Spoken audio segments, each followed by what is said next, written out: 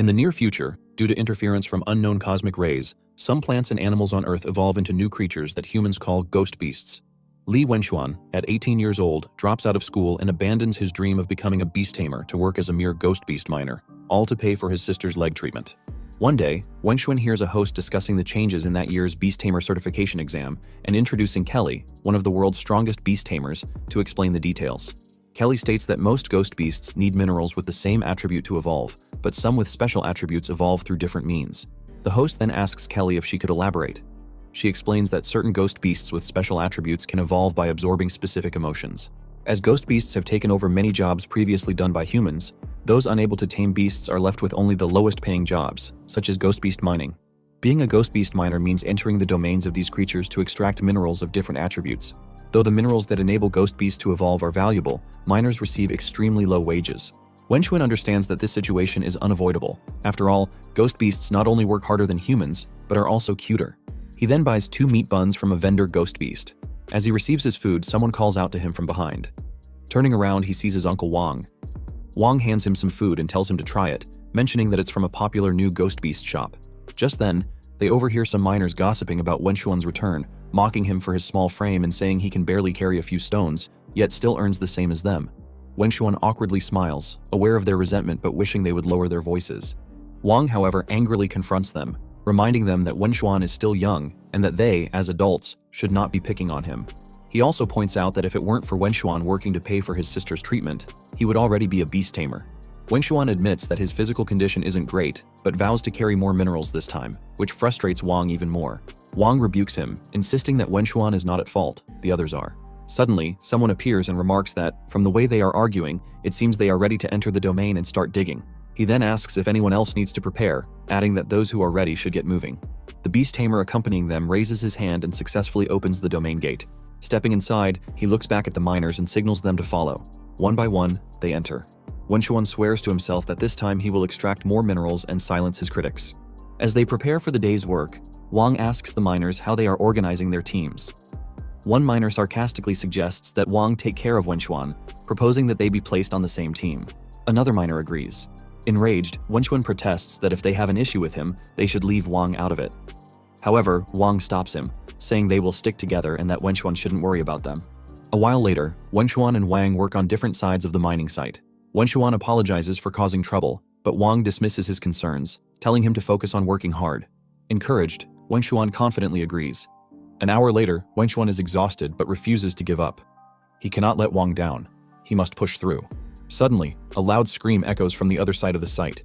Panic grips him as he asks Wang what is happening. They rush toward the source of the scream, where a miner frantically points at a beast, shouting that it's a murderer. Strangely, the beast tamer merely stands still, silently glaring at them, which shocks both Wenxuan and Wang. The miners desperately call out to the beast tamer, accusing his ghost beast of going crazy and biting people. They urge him to take action, while others shout for emergency help. At first, the beast tamer smiles reassuringly, claiming he will handle the nightmare wolf. But then, his expression twists into something deranged as he suddenly orders his ghost beast to kill them all. The wolf immediately lets go of its first victim, lunges forward, and slashes one miner while pinning another to the ground. Panic spreads as the miners flee. Wenxuan, however, is frozen in shock. Could this really be happening? He suddenly recalls Kelly's warning. Some shadow-type ghost beasts can evolve by feeding on human negative emotions like anger or despair. If encountered in the wild, they must be handled with extreme caution. He then shouts for everyone not to run around chaotically, not to panic, and to gather together because the nightmare wolf will become even stronger. He explains that the beast tamer wants to take advantage of everyone's fear to evolve his nightmare wolf, so they should not be scared. If they stick together, the nightmare wolf is not invincible, but they do not believe him. The beast tamer expresses his surprise, admitting that he did not expect it and that Wenxuan seems weak, but in reality, he is thinking clearly. He then tells everyone that, just as Wenxuan said, his shadow-type nightmare wolf needs to absorb their negative emotions at death to evolve. He gives them 2 options. They can listen to Wenxuan and team up to fight against the nightmare wolf to see if they can defeat it before it eliminates them all, or they can kill each other and allow his nightmare wolf to absorb enough energy to evolve. Wang and the other miners look at each other, which Wenxuan notices. He panics, knowing that they cannot fall into the beast tamer's trap and that they must calm everyone down because, if this continues, everyone will end up killing each other. However, he is shocked when he sees the beast tamer's shoulder tattoo, which the beast tamer had hidden from the start. He recognizes it as the tattoo of the ghost beast criminal organization Shadowhunters, making him wonder if the beast tamer is a criminal. The beast tamer creepily smiles upon seeing their reactions and tells them that he will give them 5 seconds to decide. He then begins counting down. Wenxuan shouts for everyone to calm down and not to trust the beast tamer because he is not a good person.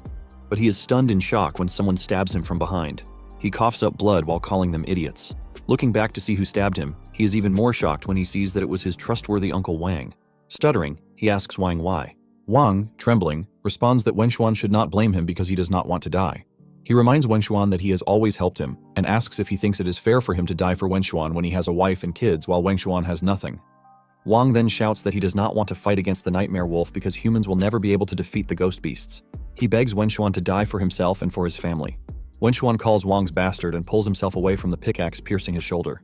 Turning around, he is about to punch Wang in the face but is shocked when he sees another miner. Before he can react, the miner strikes him in the face with a pickaxe, making him slam down onto the ground.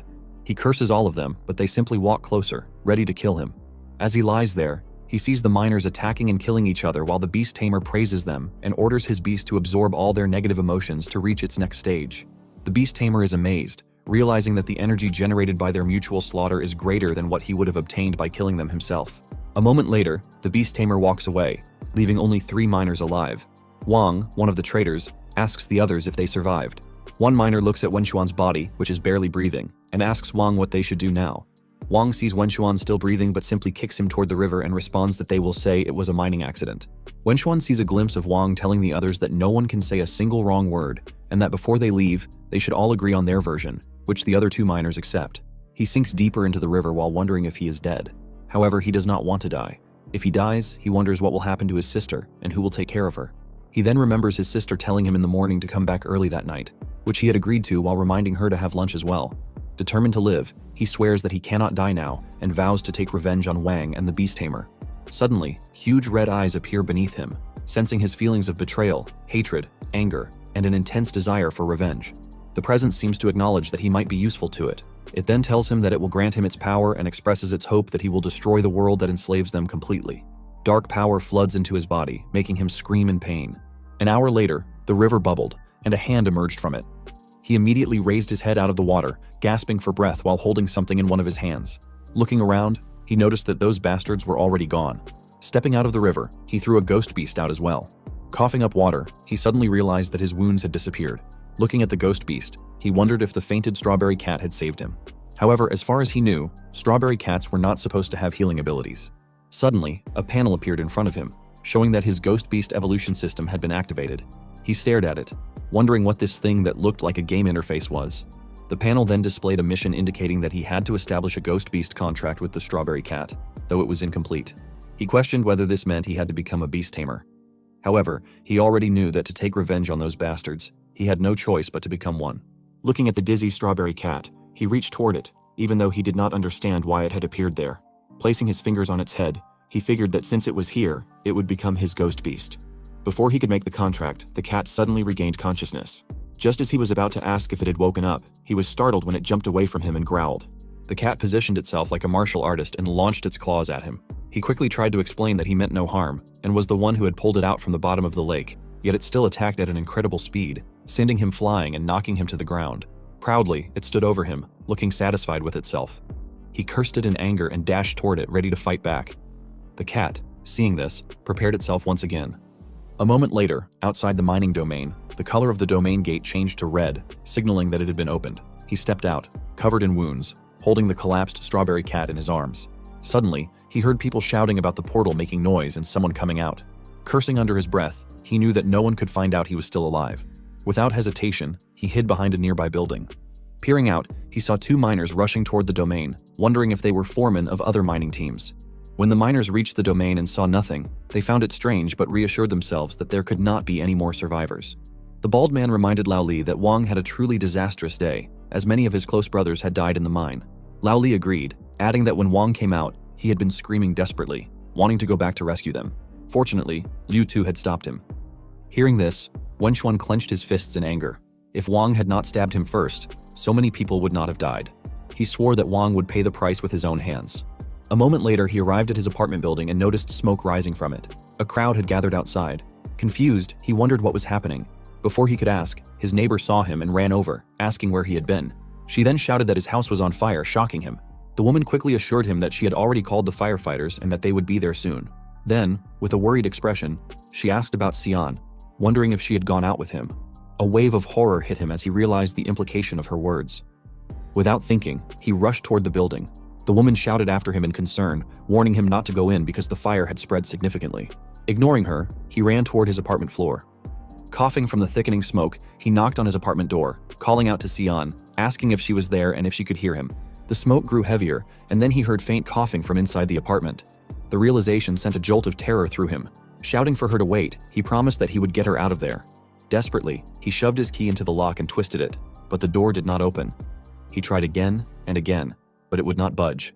Gritting his teeth, he forcefully twisted the handle, only for it to collapse in his hand, sending him stumbling backward onto the floor. His heart pounded as he called out to Xian, but there was no response, deepening his horror. Panic surged through him as he looked at the broken door handle in his hands before immediately getting back up. He started kicking the door repeatedly with all his strength. Through the thick smoke, Xian coughed and told him not to worry about her, urging him to leave. But he did not stop. Desperately, he shouted for someone to help him, begging them to save his sister, emphasizing that she was only 13 years old. Just then, the panel displayed a message indicating that Strawberry Cat had absorbed the energy of anger and was about to awaken, and began counting. At that moment, Strawberry Cat suddenly woke up and immediately stood on its feet. Without hesitation, it took a martial artist's stance in front of the locked door. Then, with a single powerful strike, it launched its paw forward and successfully shattered the door open. Inside the apartment, Xian, who had been right behind the door, stared in shock and fear. Wenchuan looked up to see Strawberry Cat standing proudly, a smug expression on its face. For a moment, confusion crossed his mind. Later in the forest, the beast tamers were gathered, discussing their achievements and future plans while he sat at the side with his Strawberry Cat.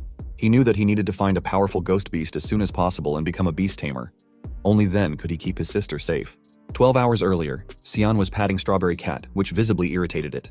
She asked him if something like that had really happened and whether they should call the police. He replied that they could not, explaining that while Wang was easy to deal with, if the beast tamer found out he was still alive, he would definitely come to kill him. He then reassured her that he would not let her be in danger again. Back in the forest, the beast tamers teased him for making a contract with a Strawberry Cat. They questioned whether he had really used one of his 2 precious beginner beast tamer contract slots on a Strawberry Cat, while the cat itself was busy eating beside him. Ignoring them, he focused on the flame-horned bull, a level 10 fire attribute ghost beast without any rare attributes. He wondered what was up with these kinds of ghost beasts and why they seemed so weak. Then, he noticed an ice dog with an ice attribute, level 8, but possessing 2 attributes, and a cuddly rabbit with a plant attribute, level 6, but with only 1 rare attribute. His gaze shifted back to Strawberry Cat, wondering if there was something strange about it. Unlike the others, it had no listed attribute, was only level 5, yet possessed 4 rare attributes. The thought made him question whether those attributes truly belonged to the Strawberry Cat.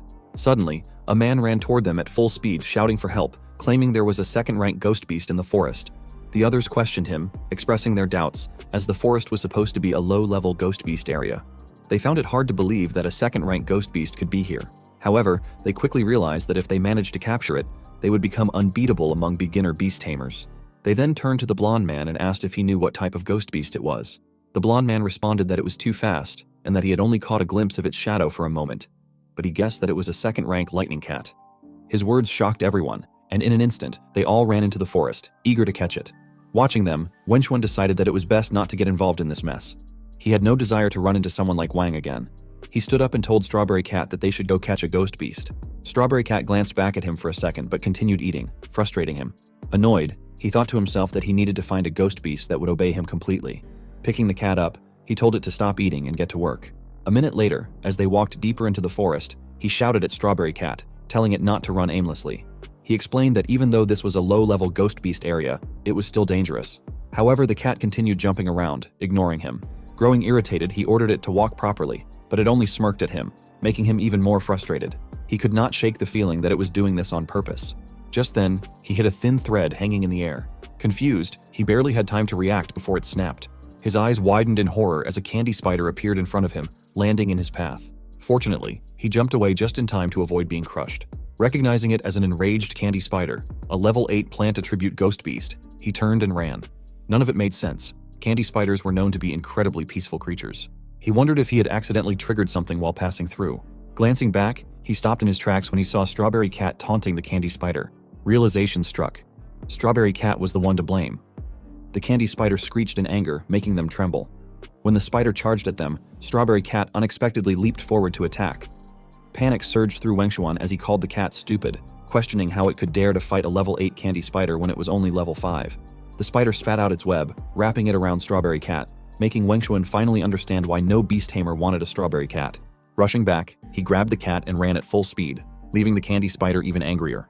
For a moment, he was too focused on running to think about anything else. Then, looking back, he noticed that the spider was still chasing them. The spider then spat venom at them, but luckily, he jumped just in time to dodge it. However, confusion set in when he realized that he had jumped too far. His stomach dropped as he looked down. He was off the edge of a cliff. Both he and Strawberry Cat were frozen in shock, but it was already too late. The two of them plummeted off the cliff. The candy spider stepped closer to the edge, peering down, its anger still burning. Suddenly, a powerful stream of water shot toward the spider, startling it. Before it could react, the water instantly transformed into ice, trapping it inside. The blonde man approached, stopping near the cliff. His gaze lowered as he looked down with a menacing expression. A few minutes later, Wenxuan was lying on the ground near the river when he opened his eyes in pain. Sitting up, he initially thought he was dead. However, confusion set in when he heard Strawberry Cat meowing in anger. Turning around, he was startled to realize that he had been sitting on the cat. Quickly lifting it up, he apologized and asked if it was okay, but the cat simply glared at him. Looking around, he noticed that they had fallen to the bottom of a valley in the forest on the west slope. A moment later, Strawberry Cat screamed in anger and punched a sheep nearby. Wenxuan recognized the sheep as a typically docile ghost beast, which made him question why all the ghost beasts he had encountered today were so aggressive. He wondered whether they really deserved such hostility. Turning back to Strawberry Cat, he watched as it feigned ignorance, which irritated him even more. Sometimes he felt like punching it himself. Looking at the collapsed sheep again, he noticed that even though it was unconscious, it remained in a state of rage. That realization made him suspect that something was not right. If the issue was not with the ghost beasts themselves, then something was affecting the entire valley. He glanced at Strawberry Cat, which stood there proudly, and knew that they had to leave before it got into trouble as well. He shouted at it to follow him, pointing out that they could exit on the other side and needed to get out quickly. However, the cat simply turned around, making him wonder if it had already been affected. To his frustration, Strawberry Cat walked off in a different direction. Annoyed, he shouted at it, demanding to know why it never listened to him, and reminding it that the area was dangerous. Despite his protests, it continued forward, leaving him with no choice but to follow. After some time, they arrived at an old house, surprising him. He wondered if a structure existed in such a place. He turned to Strawberry Cat and asked if it had brought him here on purpose, to which it simply responded with a yes. He then noticed that the windmill on the house was spinning due to the presence of red smoke, making him wonder what it was. Suddenly, a loud and powerful growl echoed around them, filling him with terror. He questioned what kind of terrifying creature could be making that sound. However, Strawberry Cat signaled for him to go inside the house. Hesitantly, he asked if it really wanted him to enter. Picking up a fallen tree branch from the ground, he reluctantly agreed. Together, they carefully opened the door. The moment the door creaked open, an unbearable stench rushed out, making him cover his nose. Peeking inside, he was shocked to see ghost beasts trapped in cages. Hearing one of the beasts growling in pain, he approached it. He recognized it as an extreme ice dog and was horrified by its severe injuries. He wondered how it had ended up in such a terrible state. Turning to Strawberry Cat, he asked if it could break the lock, to which it agreed. Without hesitation, it began punching the cage door repeatedly, making him think that for once it was actually being useful. As soon as the door broke open, he knelt beside the extreme ice dog, gently patting its head with concern. He asked if it was okay and if it could move. A system panel appeared, displaying the dog's condition. It was agonizing, severely injured, bleeding, and poisoned. Wenxuan was horrified, wondering who in their right mind would commit such cruel acts. He took out a potion, knowing that it was only a basic healing potion, but he had no other choice. He could only hope it would work. However, before he could give it to the dog, the beast shivered in fear. Panicking, he quickly reassured it, explaining that he was there to help, and that it had nothing to be afraid of. Carefully, he placed the potion in the dog's mouth. Standing up, he scanned the room and realized that every single ghost beast there had been brutally tortured. The horrifying scene confirmed that someone was conducting cruel experiments. He wondered if the criminal beast tamer from before was behind this. Before he could think further, the extreme ice dog suddenly tugged at his pants. Worried, he asked if it could stand, relieved when he saw that the potion was working. When he asked if it wanted to show him something, the dog barked in response.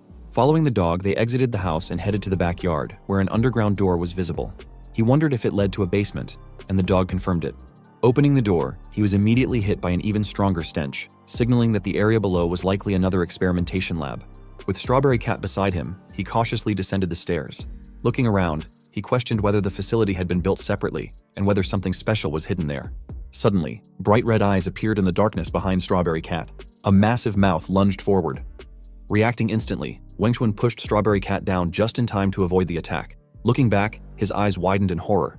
It was a second-phase Bloodthirsty Hound ghost beast. The panel displayed that the Bloodthirsty Hound was level 32, had a fire attribute, and possessed 2 rare attributes. However, it was in a state of fury, severely injured, bleeding, and poisoned. He then noticed a chain around its neck and wondered if it had been tied up there. Suddenly, the extreme ice dog jumped toward the hound, making him panic. Shouting for it to stop, he asked if it wanted to die. However, instead of attacking, the dog simply licked the hound. To his surprise, the hound immediately calmed down. Stunned, he questioned how this was possible. The extreme ice dog barked at him. Looking at Strawberry Cat, which was calmly sitting next to him, he asked if the dog was calling him. Strawberry Cat nodded in agreement. Turning back to the dog, he told it that if it could promise the hound would not attack, they would approach. The dog then communicated this to the hound in its own language. Slowly, he stepped closer. Halfway there, his eyes landed on a book lying on a table. Curious, he walked over and saw that it was an experiment log. As he flipped through the pages, he read the entries. On day 1, the scientist acquired new test subjects, capturing 2 extreme ice dogs, a mother and her pup. On day 9, the scientist forced the larger extreme ice dog to devour the corpses of other ghost beasts. On day 15, the scientist noted that the extreme ice dog was difficult to control, its will so strong that it disgusted him. However, after brutally beating its puppy in front of it, he finally managed to enrage it. On day 20, the scientist observed that the puppy had still not died, concluding that once the adult dog evolved into a bloodthirsty hound, forcing it to devour its own offspring might trigger an unexpected transformation. Wenxuan's hands clenched into fists as he finished reading. He could not believe what he had just read. His mind reeled at the sheer cruelty of it, wondering what kind of monster would do something so inhumane. Steeling himself, he turned to the bloodthirsty hound and assured it that he would get it out of there. He then asked Strawberry Cat if it could break the chain while he worked on removing the collar. Without hesitation, Strawberry Cat grabbed a hammer and agreed. With one powerful strike, the chain shattered. For a moment, Wenxuan wondered if it was just his imagination, or if Strawberry Cat was actually obeying him for once. Turning his attention to the collar, he began loosening the screws, knowing they had to free the bloodthirsty hound first. Using all his strength, he finally managed to remove the collar.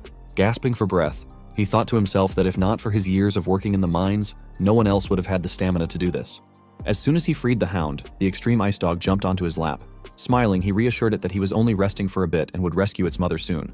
Looking back, he saw that only one chain remained. Just as he was about to free the last restraint, the bloodthirsty hound suddenly lunged at him, pinning him to the ground.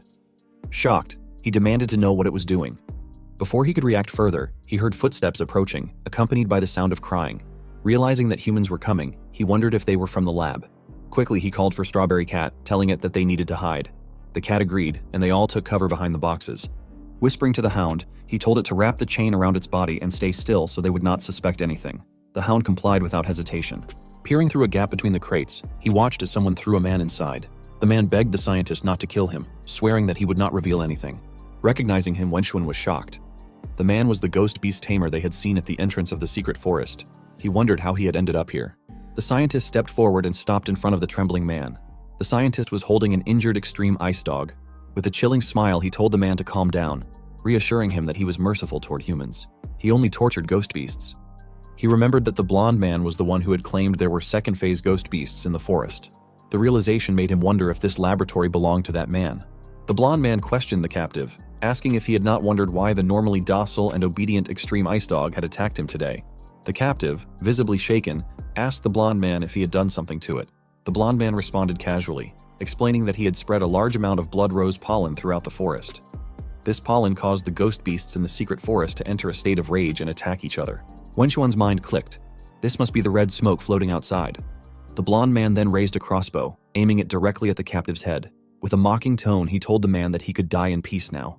Panicked, the man begged for forgiveness, swearing that he would not reveal anything. Desperately, he warned the blonde man that if he did not return, the police would come to investigate. Unfazed, the blonde man simply moved the crossbow closer and released the arrow, shooting the man in the head. Calling the man an idiot, he coldly explained that in the secret region, the death of a ghost beast tamer was such a common occurrence that no one would care about it. Afterward, he threw the man's extreme dog onto the ground as well, stating that they would be perfect food for his ghost beasts. Wenxuan confirmed in his mind that this man was completely insane. He knew he had to find help. Whispering to the bloodthirsty hound, he told it that he was going to get its son out of there and bring reinforcements. In the meantime, he needed it to distract the blonde man. Asking if it could do that, he was relieved when the hound gave a firm nod. Facing the blonde man, the hound growled in anger. The blonde man, slightly annoyed, told it to stop growling since he had just brought it food. However, the hound refused, continuing to growl in defiance, drawing the blonde man's full attention. The blonde man then asked if it was acting especially energetic today, wondering if it was because he had been killing people right in front of it. While the blonde man was distracted, Wenxuan took the opportunity to move. Holding the extreme ice dog in his arms, he carefully made his way toward the exit with Strawberry Cat at his side. Just as he was about to escape, he froze in shock. A towering wall of ice had suddenly appeared at the entrance. Confused, he questioned how the ice wall had formed. Then, he noticed a guardian ghost beast outside. It was a second-phase ice-type ghost beast, the ice demonic flower. The blonde man turned toward them, his smile widening as he commented that it seemed they had caught an intruder rat. Without hesitation, he ordered the ice demonic flower to freeze their legs. Obeying immediately, the ghost beast released a powerful block of ice beneath them, trapping their feet to the ground. The blonde man then fired an arrow directly at Wenxuan. Acting on instinct, Wenxuan shielded the extreme ice dog in his arms. Fortunately, before the arrow could reach them, the bloodthirsty hound shattered it with a powerful strike. Wenxuan was startled, but the blonde man was even more shocked when he looked up to see the hound standing in front of him, burning with rage. The blonde man wondered how the hound had escaped and peeked to his side, where he saw its collar open. He then shouted at Wenxuan, asking if he knew what he had done, yelling that the rabid dog would kill them all. Wenxuan responded that it was not certain and told the hound that its chance for revenge had come. The bloodthirsty hound opened its mouth to attack the blonde man, but the blonde man managed to call his ice demonic flower and ordered it to stop the hound. However, the ice demonic flower was simply crushed when the hound bit it. The blonde man immediately ran away, calling the ice demonic flower useless. Wenxuan then noticed that the ice was fading along with the consciousness of the ice demonic flower. The blonde man rushed to open the gates of the other ghost beasts and ordered them to come out and finish off the hound. 4 different ghost beasts emerged from the cages, but before they could attack, the hound struck one of them with its tail and pushed another with its mouth, causing both ghost beasts to collapse immediately. The 2 remaining ghost beasts trembled in fear but were both shocked when the blonde man shouted at them to attack the hound immediately. He warned them that if they did not attack, he would make them wish they were dead. With no other choice, the 2 ghost beasts dashed forward.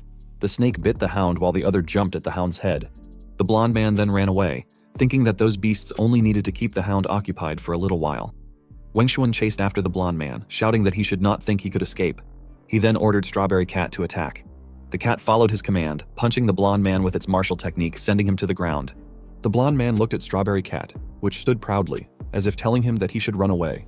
Wenxuan told the blonde man that he should not think he would let him get away so easily after what he had done. The blonde man pinned himself against the wall and responded that he was not going to run. Reaching for a hidden switch, Wenxuan noticed his movement and ordered Strawberry Cat to stop him quickly. However, the blonde man shouted that they should be the ones running and press the switch. A red smoke then spread inside the laboratory, and Wenxuan noticed that the extreme ice dog was being affected. He panicked, knowing that with it, all the ghost beasts would go into a frenzy. He then saw that the hound and the 2 other beasts were also affected. Grabbing the blonde man's collar in anger, he shouted that not only would he doom all the ghost beasts, but he would die as well. However, the blonde man sneered and asked if Wenxuan thought he was as stupid as him. At that moment, a cage fell from the ceiling, trapping the blonde man inside. The blonde man mockingly shouted that the only ones who would die there were them and called them idiots. Wenxuan then began to hear the hound and the 2 beasts fighting and killing each other behind him. He knew that the bloodthirsty hound was already unstable, but now, with the effect of the smoke, it had entered a state of absolute frenzy.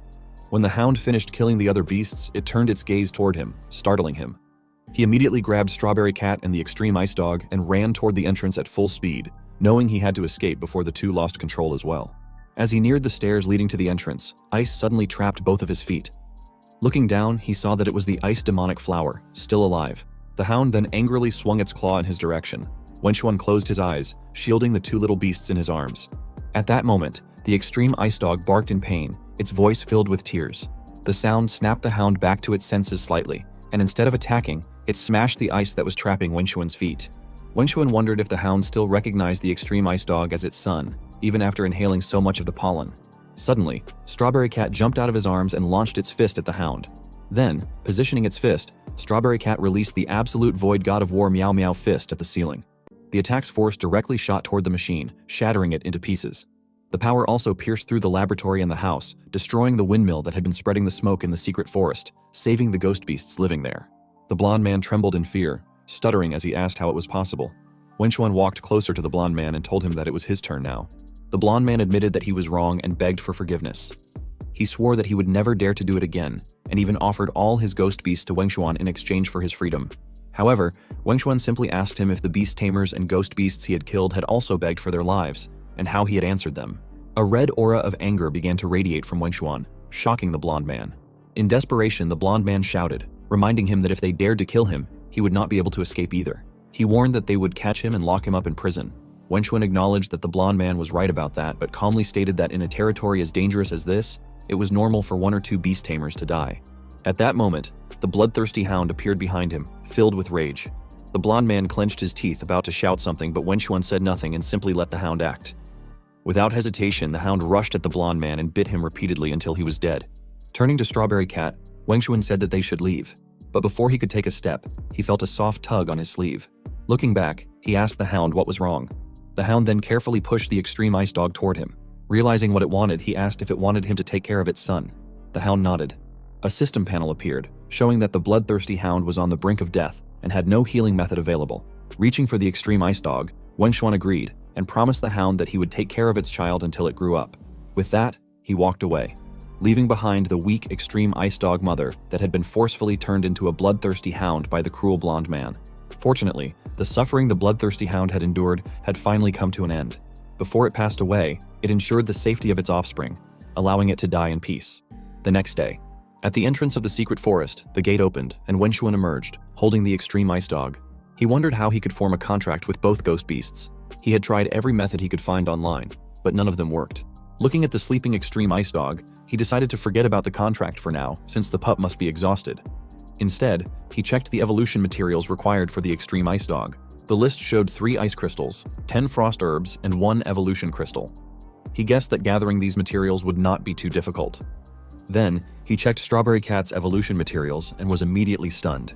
The list required 99 ice crystals, 99 lightning crystals, 99 fire cloud crystals, and 1 evolution crystal.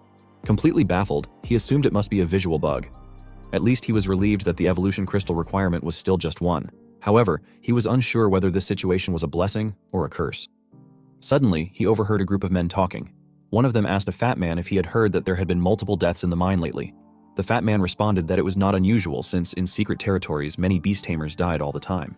Hearing this, Wenxuan was shocked. He approached the men and asked them to explain what was happening in the mine in more detail. His question confused them, but the fat man went ahead and explained the situation. Meanwhile, in the mine, a nightmare wolf was chasing a terrified miner who was desperately begging for help. Unfortunately, the wolf caught up and tore the man apart. While the wolf was busy devouring its victim, a criminal beast tamer turned to someone beside him, remarking that it was a good thing he had not killed the wolf the first time. Otherwise, he would not have such an obedient dog now. Standing beside him, Wang happily bowed and thanked the beast tamer for his compliment. The beast tamer acknowledged Wang's work, pointing out that he had already helped him kill more than 10 miners, and now, his nightmare wolf was about to evolve again. Pleased with himself, Wang responded proudly that it was the least he could do. The beast tamer then handed Wang a ghost beast, explaining that the organization had allowed him to give it as a reward for his performance. Wang accepted the ghost beast eagerly and asked if this meant he could finally become a beast tamer. The beast tamer confirmed it, reminding Wang that the organization never mistreats those who contribute. Overwhelmed with gratitude, Wang bowed repeatedly, thanking him. The beast tamer then ordered Wang to take care of the miners' bodies, adding that they would bring in more people the next day. Without hesitation, Wang agreed. The next day, in the forest mine, a group of miners had gathered. Wang, noticing a man in a hood, approached him and excused himself. Under the hood, Wenxuan observed the scene. He was surprised, though he had already expected Wang to approach him, knowing that Wang was the traitor among the miners. Wang then asked him if he was right that his clothes were new and introduced himself as the foreman of that mining team for the day, telling him that he should work hard. Wenxuan simply replied with a yes. Suddenly, someone appeared, calling out to him. A woman angrily shouted, asking how he could be so disrespectful to leader Wang. He asked her back who she was, and she replied that her name was Chen Li, and that she would be going down into the mine with Wang as well. He thought that Li was a crazy woman and wondered why the mining crew would hire kids. He then told her that miners were not allowed to go down into the mine, which made her furious. She shouted at him that she was an adult. Wang stopped them and loudly ordered everyone to get ready because they were heading down into the mine. Li knew that this was the mine where so many people had died. She was determined to uncover the truth behind the accidents and clear her name with the team so that no one would look down on her again. Wenxuan glanced at Li and wondered if it was her first time going into a mine, as her face showed clear nervousness. Wang then energetically shouted for the miners to move, and they all confidently agreed. One by one, they entered the domain. When Wenxuan stepped inside, he looked around, thinking that he had returned to this place again. His gaze then shifted to Wang, hoping that Wang was not as terrible as he imagined. Wang then showed them a stone and explained that it was the fire cloud mineral they were about to extract. He ordered them to split into teams of at least 2 people each. He warned everyone that if any accidents happened while working, they should call for help immediately. After giving instructions, he ordered them to get to work. The miners began forming teams, but no one approached Lee. Wenxuan noticed her standing quietly to the side and asked if she wanted to team up with him since she did not have a partner. However, she loudly denied it, demanding to know who said she did not have a team. She then boasted that she had plenty of strength and pointed out that he looked like the one who was alone. Without arguing, he simply turned around and told her that if she did not want to team up, he would ask someone else. But before he could leave, she softly grabbed his coat and told him that he looked pathetic, so she would help him just this once. But he had better not embarrass her. He simply agreed. He then asked if he was right that this was her first time in the mine. She hesitated before admitting that it was, but she quickly reassured him that she was physically tough. He explained that he was not asking because of her strength. He just wanted to warn her to be careful around Wang and to stay away from him. This confused her, and she asked what he meant by that and if he knew something. However, he turned around and walked away, telling her that it was just a piece of advice and that it was up to her whether to follow it or not. A moment later, Lee placed a mineral in the box and wiped her sweat, realizing that being a miner was far more exhausting than she had imagined. Wenxuan handed her a bottle of water, telling her that she had worked hard and should take a break. Before she could respond, a loud scream echoed through the mine, shocking both of them. They immediately turned around, with Lee wondering what had happened, while Wenxuan had expected something to go wrong. Without hesitation, they both rushed toward the source of the scream. When they arrived, they stood frozen in shock. A massive crystal mineral stood before them.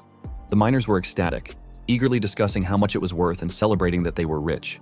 Someone loudly claimed that since he found it, he should take the largest share of the profit.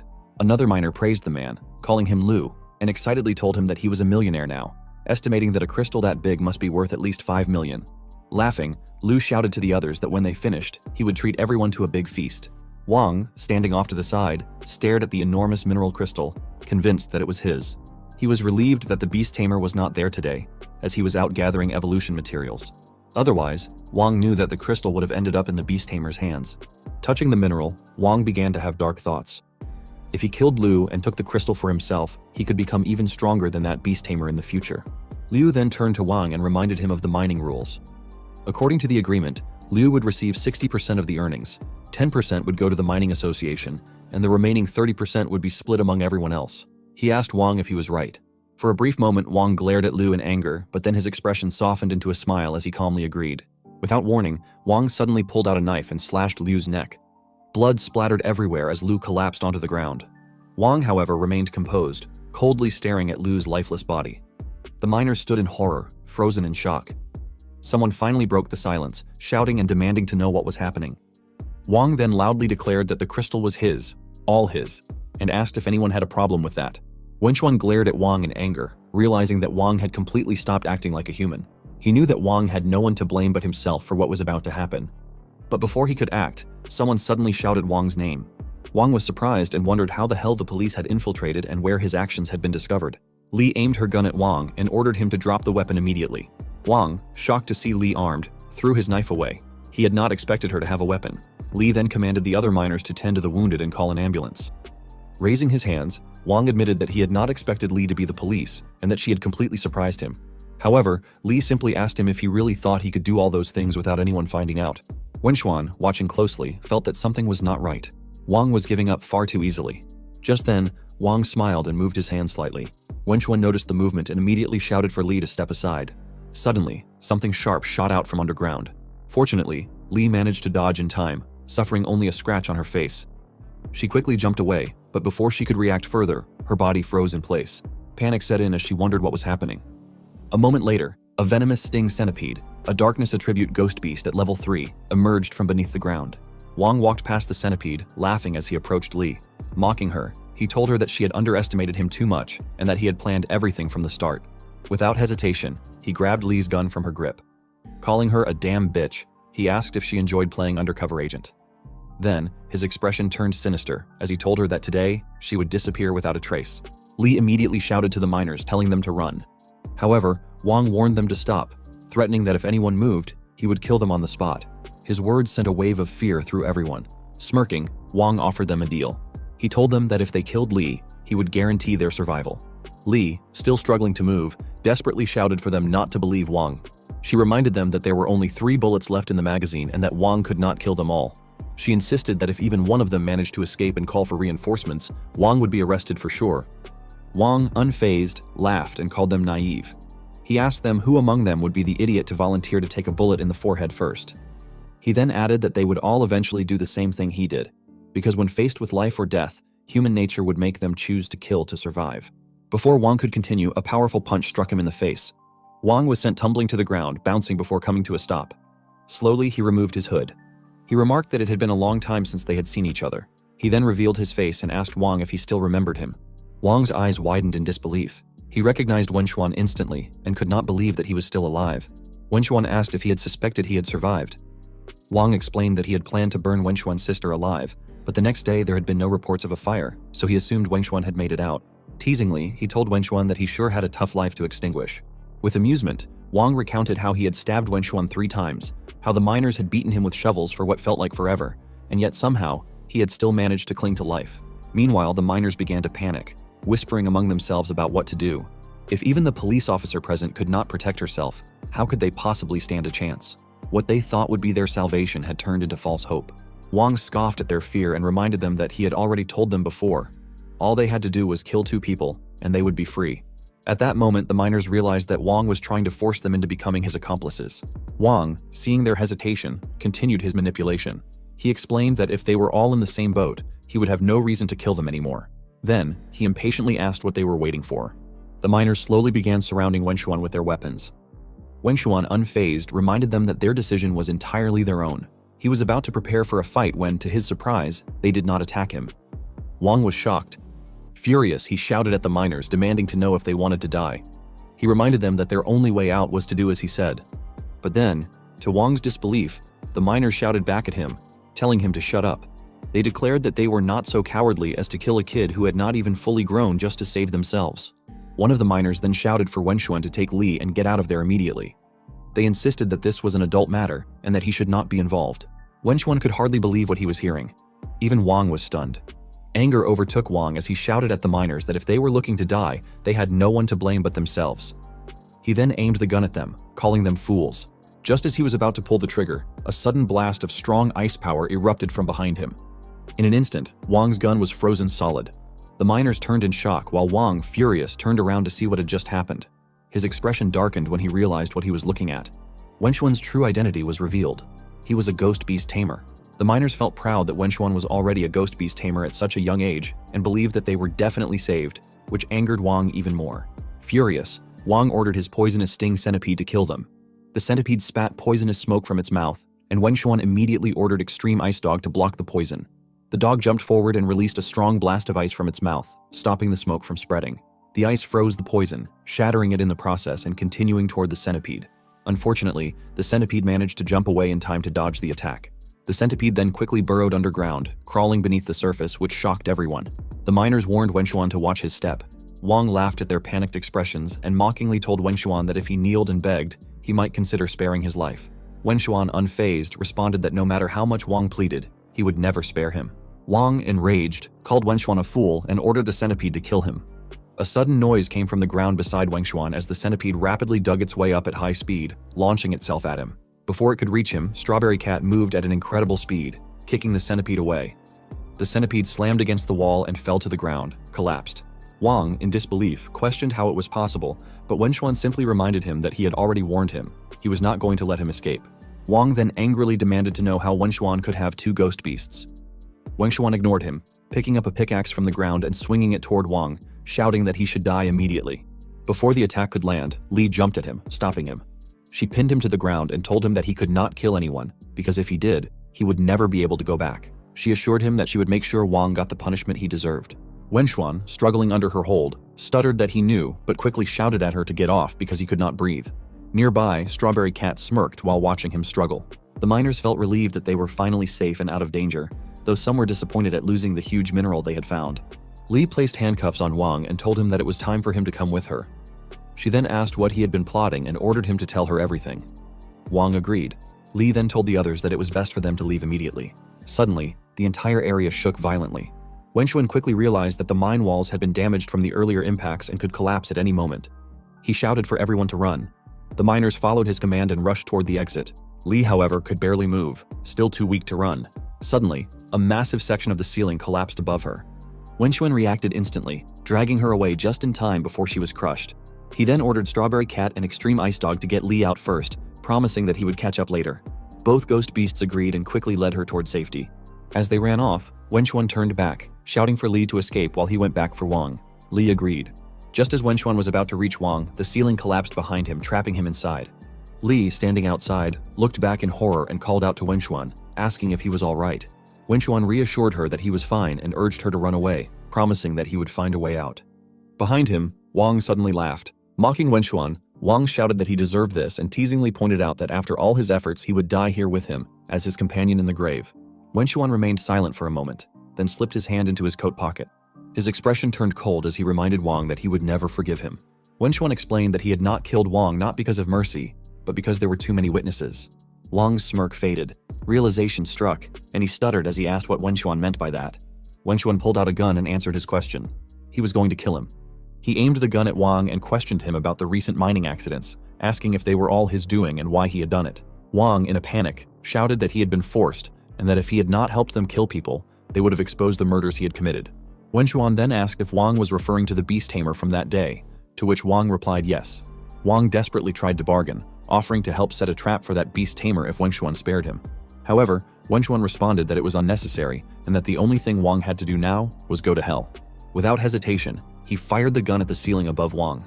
The impact caused the ceiling to collapse, and Wang stood frozen in shock as a massive stone came crashing down toward him. In his final moments, fear took over, and he called for help, but it was already too late. The stone crushed him completely. As the dust settled, Wenxuan saw Wang's lifeless hand sticking out from beneath the rubble, confirming his death. He coldly remarked that Wang only knew how to call for help when it was his turn to die. Without sparing another glance, he turned away, muttering that Wang was nothing but trash. Looking toward the wall behind him, he failed to notice the dark smoke rising from Wang's corpse. The smoke slithered through the air and pierced through the stones. Meanwhile, outside the cave, Li shouted for everyone to keep digging, reminding them that Wenxuan and Wang were still trapped inside. Strawberry Cat and Extreme Ice Dog were also helping to dig. Suddenly, Strawberry Cat's ears perked up as it noticed dark smoke emerging from the cave. Before it could react, the smoke forcefully entered its body. Strawberry Cat let out a pained scream before collapsing to the ground. The miners saw it faint and immediately rushed to help. Carefully lifting it, they moved it away from the cave, telling it to rest for now, and reassuring it that they would bring its owner back safely, later in Ning City Hospital. Wenxuan woke up abruptly and sat up in a panic. However, seeing his surroundings, he gradually calmed down, realizing that he was in a hospital. Looking around, he spotted Extreme Ice Dog and Strawberry Cat sleeping beneath his bed. A sense of relief washed over him. If not for those two ghost beasts, he likely would have been buried alive along with Wang in the mine. His thoughts were interrupted by a knock at the door, followed by a voice asking if he was awake. A woman entered the room, prompting him to ask if she was the doctor. She introduced herself as the vice president of the Beast Tamers Association, which shocked him. Recognizing her name, he asked if she was really Baishi, the vice president of the Tianyun Beast Tamer Association. She calmly confirmed it. Curious, he asked why she was there, and she informed him that it was about his two ghost beasts. She explained that after conducting an investigation, they found that he did not have a beast tamer license, nor was he registered with the association. According to the rules, this meant that his two ghost beasts had to be confiscated. Wenxuan was surprised but quickly realized that without his beasts, he would be defenseless. Determined to keep them, he was about to explain his situation, but Baishi calmly told him not to rush, as she had a proposal for him. She then offered him a chance to earn a beast tamer license. If he passed the exam, he could officially keep his ghost beasts. When he asked what would happen if he failed, she simply stated that he would keep trying until he succeeded. Confused by her generosity, he asked why she was giving him this chance. She responded that during the mine collapse, the workers had reported that his ghost beasts did everything they could to clear the blocked tunnel. Wenxuan questioned what that had to do with anything. Baishi explained that all wild ghost beasts harbored some level of hostility toward humans. Only through the formation of a contract could a tamer and a beast cooperate and benefit each other. In other words, without a contract, ghost beasts had no reason to help humans on their own. Because of this, she was curious as to how he had managed to make those two ghost beasts willingly risk themselves to save him, despite not having formed a contract. Wenxuan realized that he had no right or reason to refuse her offer. Baishi acknowledged that he was smart, and suggested that he truly had the potential to become a beast tamer. However, he sarcastically remarked that a lab rat would be a more accurate description of his situation. Without reacting to his comment, Baishi walked past his bed and opened the window. Wenxuan asked when the exam would take place, but she simply told him to call her once he had recovered. Before leaving, he asked if the people from the mine were safe. She cryptically told him that he would find out soon, but warned him that things might get a little noisy. Her words left him confused. Suddenly, from outside, a loud voice called his name, asking if he had finally woken up. Lee suddenly rushed into the room, bombarding him with questions about his condition. The nurse frantically chased after her, begging her not to shout inside the hospital. At that moment, Wenxuan finally understood what Baishi meant by noise. Looking toward the window, he saw Baishi riding a beast bird, waving goodbye as she departed. Before he could react, Lee forcefully turned his head away from the window, demanding his attention. She asked what he was thinking about and whether he had hit his head. He remained silent for a moment, contemplating whether he should pretend to faint again.